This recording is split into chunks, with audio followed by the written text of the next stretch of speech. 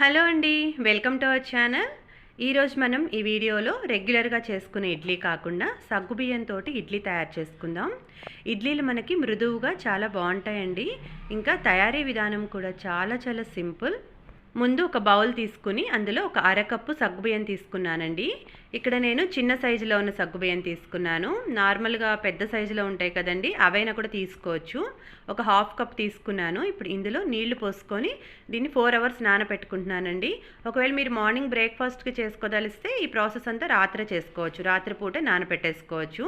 నేను ఇక్కడ 4 గంటలు నానబెట్టుకున్నానండి. మనం పోసుకున్న వాటర్ అంతా కూడా అబ్జార్బ్ చేసేసుకుంటుంది. సగ్గుబియ్యం అంతా కూడా పొడి పొడిగా అవుతాయి. ఇప్పుడు ఒక మిక్సింగ్ బౌల్ తీసుకొని అందులో మనం నానబెట్టుకున్న సగ్గుబియ్యం తీసుకున్నాను. అలాగే 1 కప్పు బొంబాయి రవ్వ తీసుకున్నానండి. ఉప్మా రవ్వ 1 కప్పు తీసుకున్నాను. అలాగే 1 కప్పు పెరుగు కూడా తీసుకున్నాను. అదే కప్పుతోటి 1 కప్పు వాటర్ కూడా యాడ్ చేసుకోండి. టేస్ట్కు సరిపడినట్లు సాల్ట్ కూడా యాడ్ చేసుకున్నాను. ఇక్కడ నేను సైంధవ లవణం తీసుకున్నాను. ఇప్పుడు ఇవన్నీ వేసుకొని మొత్తం ఒకసారి ఇలా బాగా మిక్స్ చేసుకోవాలి. ఇలా కలుపుకునేటప్పుడు మీకు మరీ గట్టిగా అనిపిస్తే, వాటర్ సరిపోలేదనిపిస్తే కొంచెం వాటర్ యాడ్ చేసుకోండి.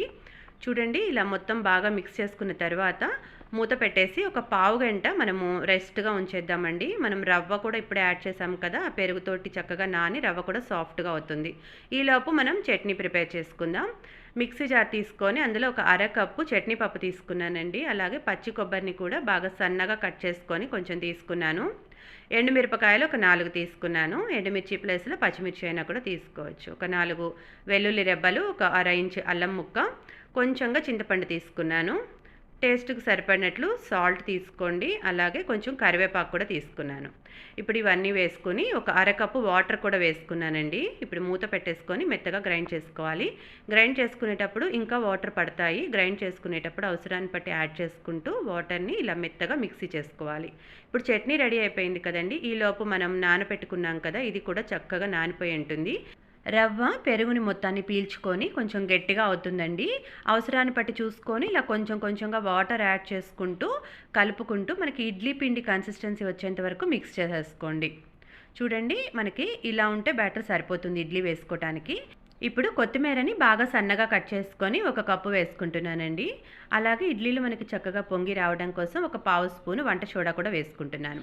ఒకవేళ మనం ఈ ప్రాసెస్ అంతా నైటే ప్రిపేర్ చేసేసుకుంటే, అంటే పెరుగు, రవ్వ, సగ్గుబియ్యం అన్నీ కలిపి ఒకేసారి రాత్రే నానబెట్టేసి ఓవర్ నైట్ ఉంచేసినట్లయితే మనం మళ్ళీ వంట సోడా యాడ్ చేయాల్సిన అవసరం ఉండదు. ఫెర్మెంట్ అవుతుంది కదండి.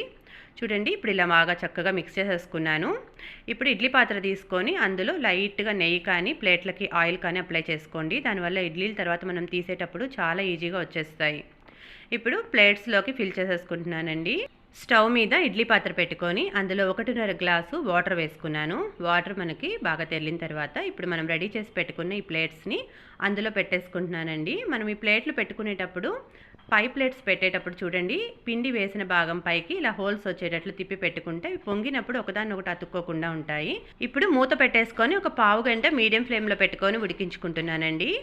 పావుగంట తర్వాత మనము ఇడ్లీ ఉడికాయో లేదో చెక్ చేసుకోవడం కోసం చేతికి కొంచెం తడి అప్లై చేసుకొని పైన ఇడ్లీ పైన ఇలా ప్రెస్ చేసినట్లయితే మన చేతికి అతుక్కోకుండా వస్తే ఇడ్లీ ఉడికిపోయినట్లే. ఇప్పుడు స్టవ్ ఆఫ్ చేసుకొని దీన్ని ప్లేట్ తీసి బయట పెట్టుకున్నానండి. వేడి మీద మనం కనుక ఇలా తీసినట్లయితే అవి ప్లేట్కి అతుక్కున్నట్లు కానీ విరిగిపోయినట్లు కానీ వస్తాయి. అందుకని కొంచెం ఒక 5 మినిట్స్ మనం స్టవ్ ఆఫ్ చేసిన తర్వాత అలా కదిలించకుండా ఉంచేసి ఆ తర్వాత తీసుకున్నట్లయితే ఇలా చక్కగా ఈజీగా ప్లేట్ నుంచి ఊడొచ్చేస్తాయండి. సగ్గుబియ్యం ఇడ్లీలు రెడీ అయిపోయాయి. చూసారు కదా, ప్రాసెస్ అయితే చాలా సింపుల్. టేస్ట్ కూడా చాలా బాగుంటుంది. మీకు కూడా నచ్చితే ఒకసారి ట్రై చేయండి. Thank you so much for watching. ఈ వీడియో మీకు నచ్చితే ప్లీజ్ లైక్ చేయండి. వీడియోని మీ ఫ్యామిలీ అండ్ ఫ్రెండ్స్ తోటి షేర్ చేసుకోండి. మరిన్ని వీడియోస్ కోసం మా ఛానల్ని సబ్స్క్రైబ్ చేసుకొని పక్కనే ఉన్న బెల్ ఐకాన్ ప్రెస్ చేయండి. Thank you.